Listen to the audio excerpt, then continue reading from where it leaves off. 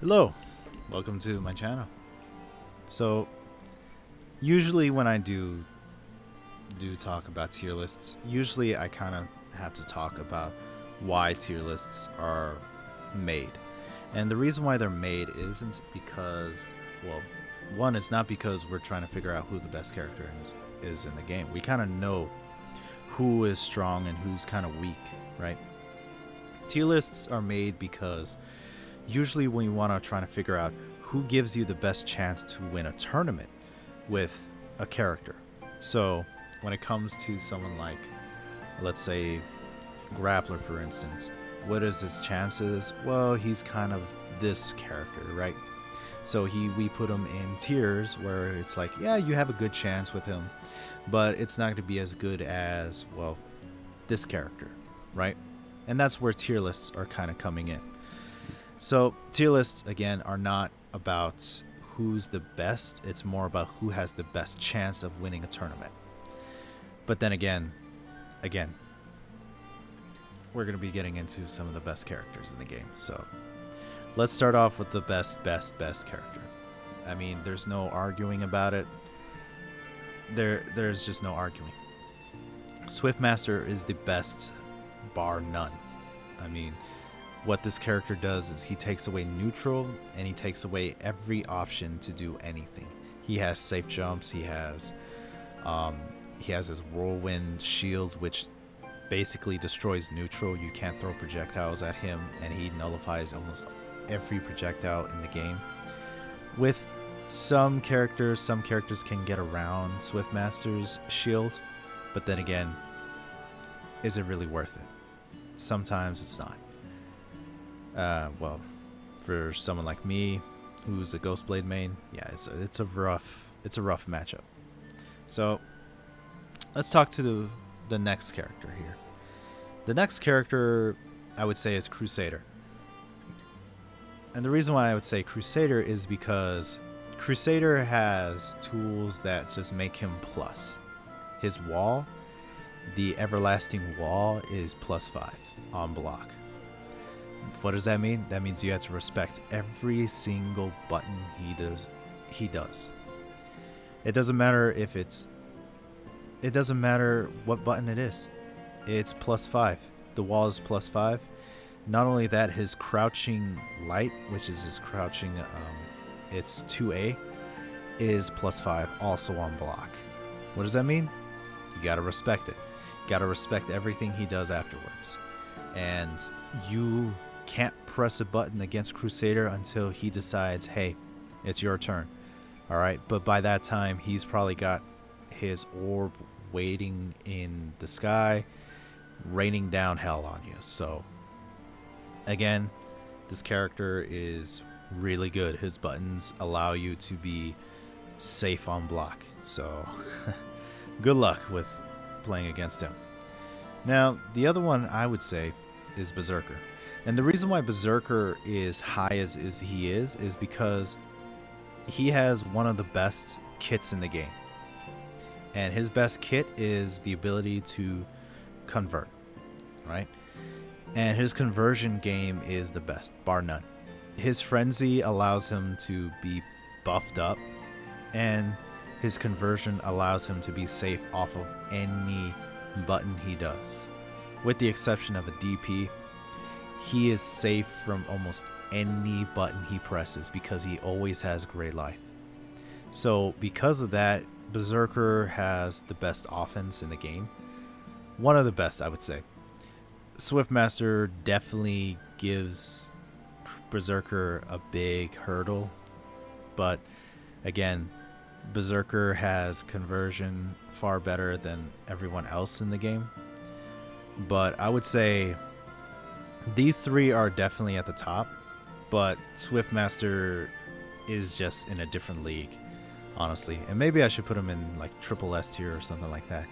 But then again, I don't like making different tiers like that because Swiftmaster, even though he's the best character in the game, he can still be beat by these characters. So the next character I would say that has a good chance is Striker. Striker obviously has the best guard break in the game. And you'll notice that everyone here has the best something, right? So Swiftmaster has the best kind of Oki setup and neutral in the game. Crusader has the best probably safe things in the game. Berserker has the best conversion in the game. Striker has the best I would say ability in the game with the ability to reverse beat, and she is able to make everything safe. Not only that, she can guard break you from a single touch, and I have fought against a striker who's able to do that. Let me tell you that that ability is broken. The fact that she can just destroy your shield, and if you don't have 100 mana to counteract her pressure, it doesn't matter. At the end of the day, even if you do have 100 mana to safely get her pressure off of you, it doesn't matter, because if you can't kill her, she's just going to get back in there and you can't do anything. It's really tough. It's one of Ghostblade's worst matchups, if not the worst. So Striker has the strongest rushdown. Maybe Berserker has a better rushdown, but I would say Striker Berserker is kind of a toss-up. So I would say Striker has a little bit better buttons, especially her slide, which goes down really, really low. It really low profiles a lot of things. So that's Striker. Hitman, S tier. What does he have? He has the best awakening in the game. And his awakening is the ability to cancel his MP moves, any MP moves, into another MP move. And this MP move is very cheap. Not only in the cost, but also what it does. It's -3 on block, which means it's safe. Not only that, he can easily just do another DP into that move, and if you roll into it, there's a little gap from the DP to the move that you can roll in, but it doesn't matter because it's safe. If you try to grab him, he can tech it. If you try to attack him, he can block it. If you don't have a DP or a reversal that can go through the MP move, it doesn't matter. The pushback on the DP puts you out of range for any kind of ability to kind of punish him, right? So, and the other thing is that MP move reaches like 75% of the screen. It's crazy how far it reaches. So obviously you've seen like memes of Sajam, of, you know, other Hitman players, you know, just kind of waiting it out and just allowing a DP and then just going into, you know, a 70% combo. So it really is, it's kind of broken, honestly. The fact that he has a safe DP that just can't be stopped, yeah, it's pretty broken. So that is the S tier with the best everything, I would say. Overall, their kits are pretty good. They're really, really good characters. Now, Grappler is the next character in A tier. Grappler, I would definitely say he's knocking on S tier. He's knocking on that heaven's door right there. He's really close to being S tier. The problem he has is he's so susceptible to lows that it doesn't matter. And not only that, he has a counter for a DP, which isn't that good because it's not invincible frame 1 like a lot of other DPs are. So it doesn't make him look good. He's not that good at all when I kind of look at it. He's really kind of mediocre when it comes to his defensive game, but his offensive game is crazy good. Like, he can easily destroy Swiftmaster in one combo, 1 to 2 combos, I would say, and he can easily take out any of the S tiers, easily any of the S tiers. So He's by far one of the better characters in A tier. But that DP not being a DP and being a counter kind of hurts him. So he is really, really good. Just not S tier, I would say. Now, who's next? This character. And this character is really good because she has a DP, which, by the way, is the fastest DP in the game at recovering in 20 frames. But even if it is 20 frames, it's still able to be counter hit, and she could easily lose a lot of life depending on who she's playing against. So you want to be very careful about the DP usage. But the reason why we haven't seen much of her is because you're playing two characters in one, and you had to develop both sides of her kit. One side is the meter loss when she goes into her, I guess, possession of the teddy bear, and the other side is just doing neutral without the teddy bear. And figuring out how to manage both sides is going to take a long time for a lot of Enchantress players. So Enchantress is by far not I would say, she's kind of slept on, but in terms of being developed, she's not slept on at all. She's being developed very, very fast. She has a Kara grab, and she has a command grab, by the way. She has a Kara grab that reaches very far. It is really good. It looks like she teleports. I'll probably show a little snippet of it. But the thing is that Enchantress is really good. And she has a lot of tools. She has one of the best mediums in the game. Her 2A, or not 2A, 2B and her 5B are really, really good. I mean, I would say they challenge Swiftmaster for how good they are. But Swiftmaster is just faster. So that's why Enchantress isn't... You don't see her too much. But when you do see her, it's very hard to stop her offense. So let's go from Enchantress to another one. Dragon Knight. Dragon Knight, her ability to gain back mono in a pinch is really damn good. She has one of the best meter gains in the game, if not the best, because the way her meter just comes back, she has an endless supply of using that stupid dragon that just shuts you down. And not only does it shut you down, if you don't smack the dragon before the MP comes out. And what do I mean by that? She has two uses of the dragon. One is he flies over there and then just does a little burst, and then he uses another MP cost, and then he does his move. He does 3 moves. He does one where he throws a lot of fireballs, and then he throws a big fireball, and then he starts, rocking and rolling, essentially. So he's got a whole bunch of moves, the little dragon. But Dragon Knight is really good. Her mix-up game with the flight can really get opponents off kilter, and it can even lead to really scary mix-ups with Dragon Knight. So Dragon Knight's really good. Her buttons are good.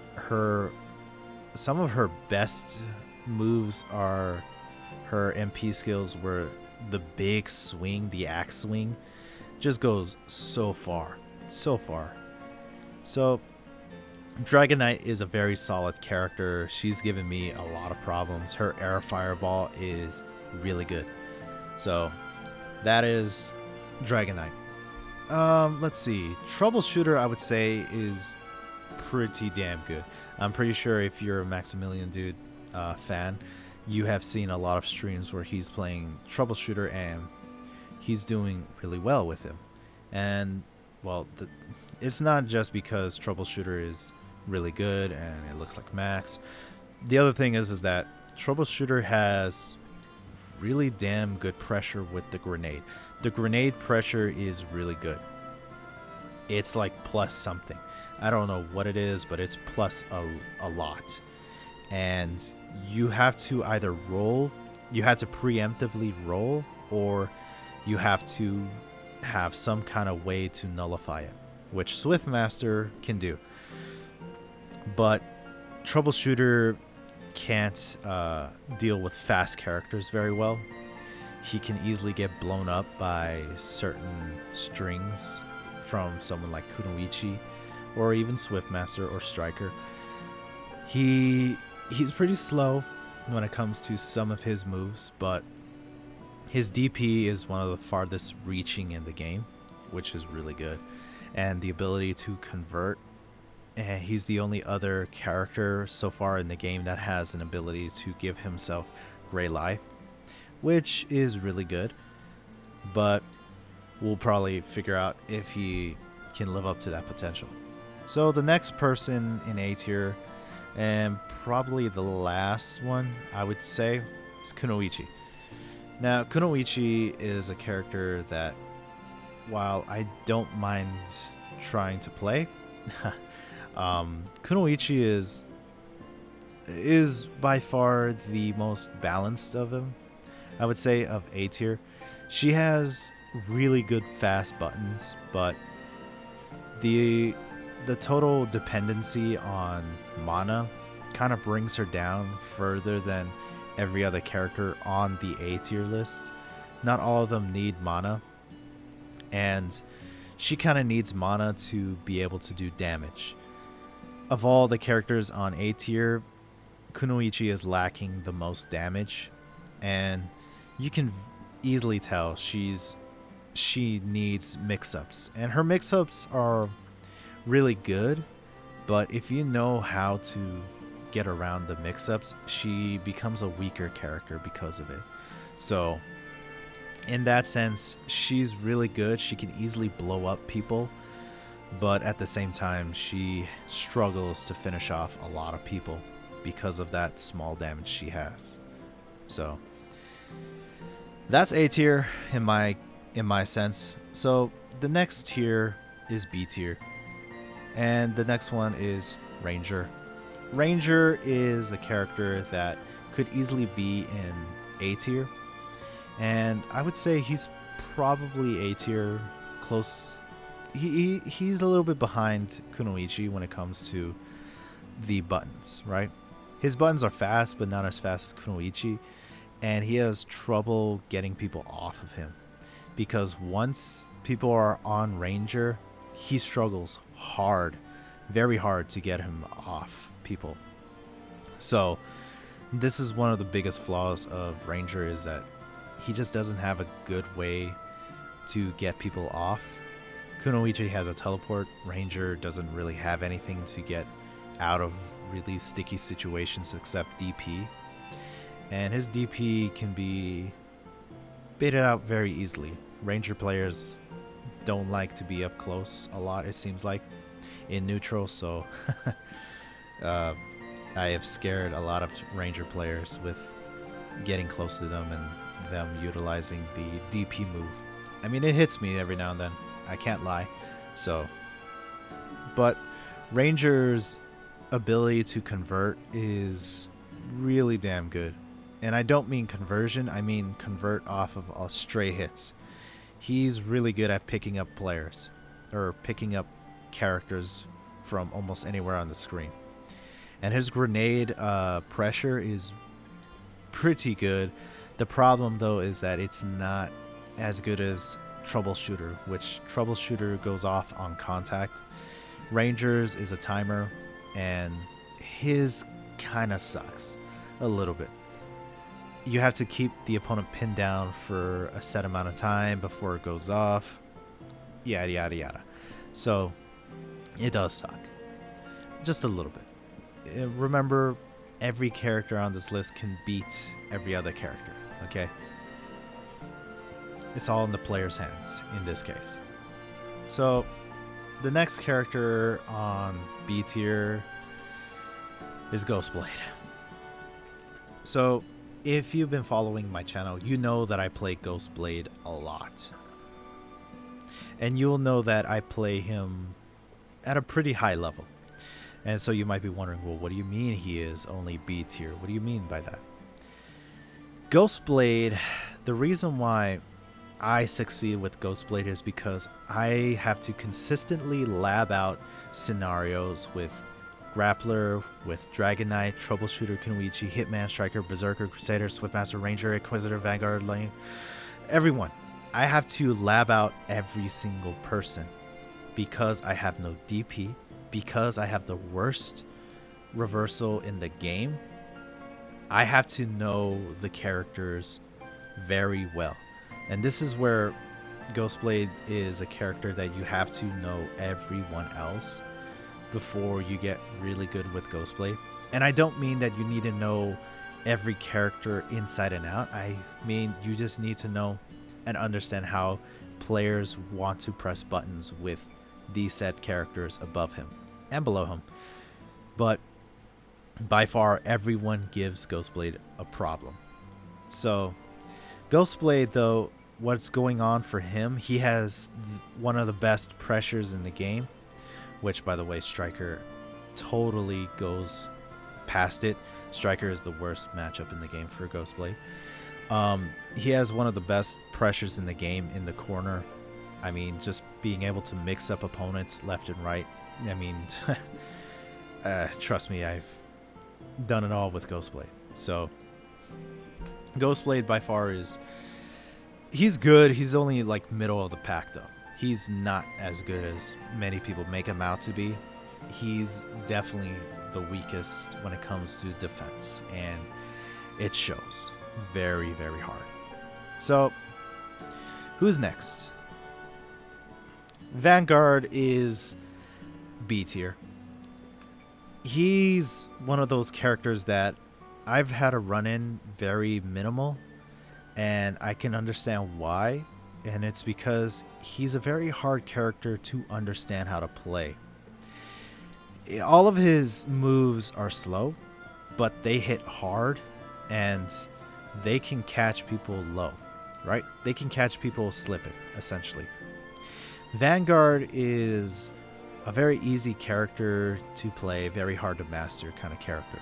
And the reason why I say that is because he needs immaculate spacing. A lot of these characters can get in on Vanguard by easily pressing one or two buttons.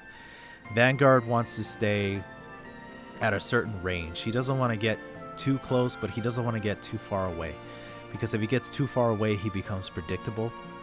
And you don't really want that happening. You want to be somewhere in the middle where he can get in, but not get in too easily. Or I should say, be hit, right? He doesn't want to be too close to be hit by the other characters. And that's kind of Vanguard's playstyle. A lot of Vanguards try to do the opposite, where they try to just rush in.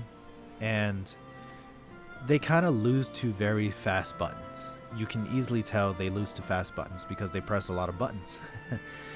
So Vanguard's biggest weakness is the fact that he has very slow buttons and he just isn't allowed to do much. So let's go to the next one, which is C tier. And in C tier, I would put Inquisitor. Inquisitor is a character that is interesting.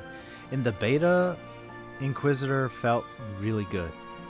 And that was also probably because we only had like maybe six or so characters in the game at the time. 8 characters, I don't remember. And it was kind of easy that she was really good. Her range was good. Her speed felt pretty good. And of course they nerfed the wheel, which kind of needed a nerf, honestly. But other than that, figuring out how her range is actually very stubby compared to a lot of the other casts, you can probably tell that she's a little bit harder to use than you would think. Her best poking move is a jumping move, which I think it's either A or B. I don't remember. But it's the one where she swings her axe really, really far in the face. And that one is probably her best tool. in her kit, but it's not good because it knocks the player off of their feet and into a soft knockdown, which allows them to tech. So Inquisitor doesn't have much going for her, I would say. Her best ability is to just kind of lock you down and hold you to a place, but Inquisitor doesn't really do much. She just doesn't have a lot of tools compared to the rest of the cast. And even she's probably low C, I would say. I don't know. But I definitely will say that the next character, Launcher, is somewhat similar. And Launcher, I don't know if she's slept on or if she's developing just not well, or characters are not playing her players are not playing her correctly. Launcher doesn't seem, well, she doesn't seem very good, right? And I've noticed that Launcher players, I've only lost to maybe 1 or 2 launchers in my career right now in DNF Duel. I have not seen any launchers since making it past Diamond. After that, all the launchers went away. Every single one. I have not fought a launcher player since launch. So it is very interesting to say that. Now, honestly, I would have to say that launcher players do need a little bit of something. I don't know what it is though, because I found that it's really easy to kind of get around launchers kind of shenanigans. Her flamethrower, while it's good, has a lot of recovery to it, which she can easily get clapped right then. So she does need something. Not too sure what it would be. Maybe faster recovery on some moves, but she's not a good character as of right now. Her damage is not good at all. And if she can't play Kunoichi style, she doesn't have fast buttons. She doesn't have fast buttons to contest other players. So she's really in a very muddy situation with her buttons. She wants to stay far away from everyone, but she doesn't have enough to kill anyone necessarily. So that is it for C tier, and if any consolation prize was anything, if you called it, Lost Warrior sucks. Okay, Lost Warrior sucks in this game. And I know players have found success. Trust me when I say this, it's kind of fake. Lost Warrior just has too many holes in his game plan. Too many holes.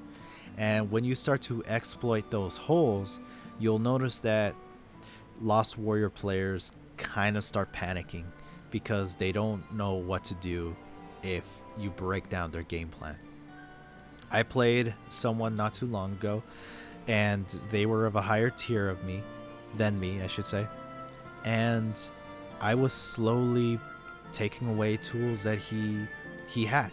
I was hitting him out of his teleports. I was hitting him out of certain moves, and he couldn't do much. And then by the end of it, I was just mauling him. So it's really, really bad for Lost Warrior. He has slow buttons. His best move is a counter move. I don't know if that is literally his best move, but he's susceptible to lows like Grappler. And he just sucks at neutral. And that's the funny thing about lost players essentially, is that they don't play neutral, they play their game, which is I'm gonna hit a button and you're gonna get hit by it, and if you don't get hit by it, I'm gonna cry, essentially, which is kind of funny, by the way. But yeah, that is the tier list so far of how I think everyone is. Now, obviously, everyone can have certain different distinctions between them, but for the most part, I think if I could change anything, I would probably change Ranger but that would be it. Ranger would probably make it to A tier, right? But this tier list I think I'm pretty happy with. I don't know about anyone else. Enchantress is kind of, in my opinion, she's kind of low, because I think she can be a lot better than just A tier. But we have to wait and see until, you know, someone does something with Enchantress. I don't really want to play Enchantress to figure her out. I don't care about her. So, yeah. Hey, if you enjoyed this talk, you know, trying to figure out who I think is good, who I think is bad, I mean, hey, leave down a comment, figure out, hey, who do you think is better in your eyes? Who do you think I was wrong about? You know, leave a comment. So I will say bon voyage on that, and later. Peace.